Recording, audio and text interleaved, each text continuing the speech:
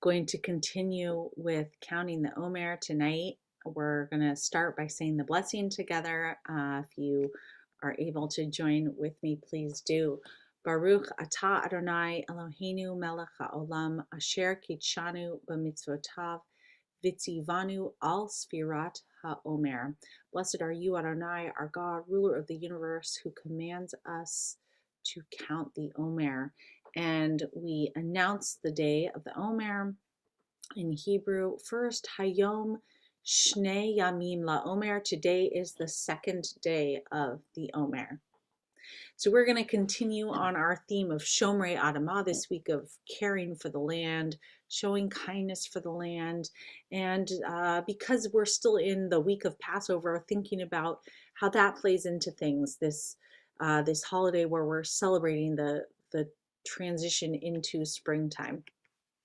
So tonight I want to share a story. If you don't know this about me already, I love kid stories. I think they're for all ages. So this is one of my favorite stories from Frog and Toad Are Friends by Arnold Lobel. And this is the first story in this book called Spring. So I'm going to read the story, and I'll share any relevant good illustrations as well. Frog ran up the path to Toad's house. He knocked on the front door. There was no answer. "Toad, Toad," shouted Frog. "Wake up, it is spring." "Blah," said a voice from inside the house. "Toad, Toad," cried Frog. "The sun is shining, the snow is melting. Wake up." There he is at the front door. "I am not here," said the voice. Frog walked into the house. It was dark. All the shutters were closed. "Toad, where are you?" called Frog. "Go away," said the voice from the corner of the room. Toad was lying in bed. He had pulled all the covers over his head. Frog pushed Toad out of bed. He pushed him out of the house and onto the front porch. Toad blinked in the bright sun. "Help," said Toad. "I cannot see anything." "Don't be silly," said Frog. "What you see is the clear, warm light of April, and it means that we can begin a whole new year together, Toad." "Think of it," said Frog. "We will skip through the meadows and run through the woods and swim in the river. In the evenings, we will sit right here on this front porch and count the stars." "You can count them, Frog," said Toad. "I will be too tired. I am going back to bed." Toad went back into the house. He got into the bed and pulled the covers over his head.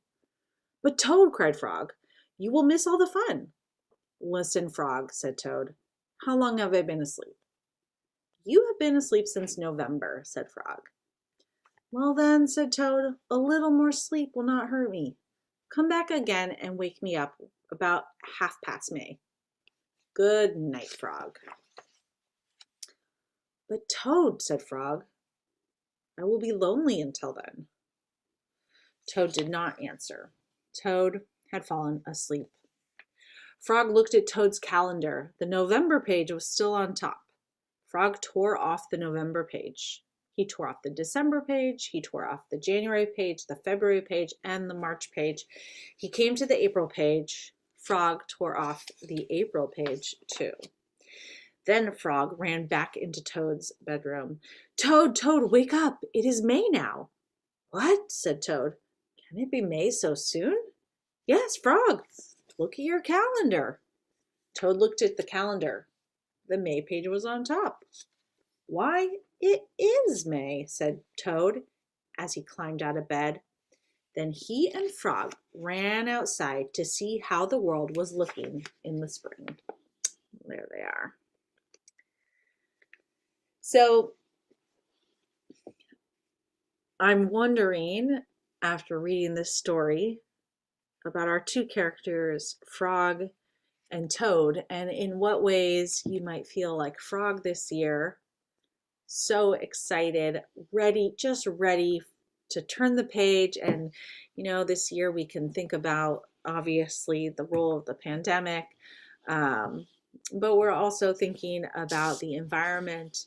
So, what are the ways in which you're just full of energy, ready to go, looking for people to partner with you and to be with you? What ways are you maybe like Toad? Maybe you're like fatigue. Maybe things have really got you down. All those cold months, it's hard to just sort of like jump into feeling great again. And so maybe you're not quite ready. Maybe there's hesitation, um, and maybe you just want to stay in bed and keep the covers over your head. And I think the reality is that we all have frog and toad in us at different times.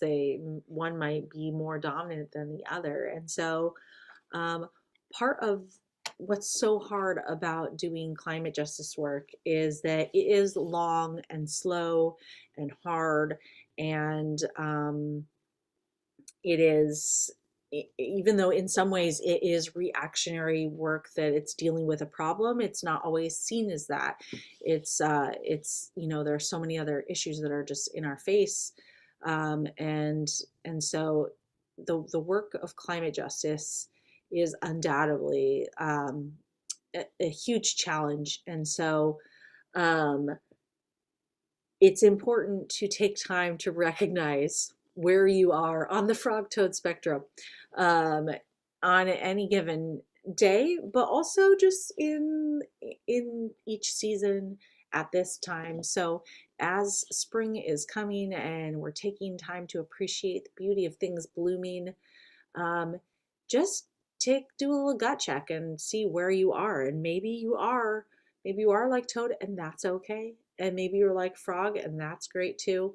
Wherever you are, just acknowledging that, and and just knowing that each of those different, the frog and the toad spectrum, you'll experience them both at different points, and that is okay. And that's part of sort of the ups and downs of doing climate justice work and caring for the land. Shomrei Adama. So have a great evening, everybody. Lila Tov, and we'll see you